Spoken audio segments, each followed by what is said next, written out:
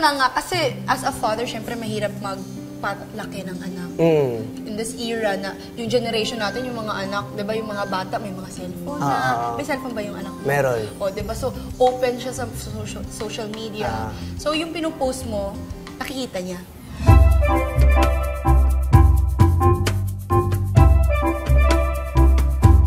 Nakikita niya, hindi, wala siya, hindi ko siya ginawa ng TikTok, nanonood siya ng YouTube Kids. Ito nga yung sinasabi ko, may mga nagagalit sa akin na bakit yung content mo pilyo, may mga bata. Parang TV yan o movie. Maraming palabas sa TV na hindi pang bata, pero bakit pinapayagan ng TV? Ang magagay dyan, parents.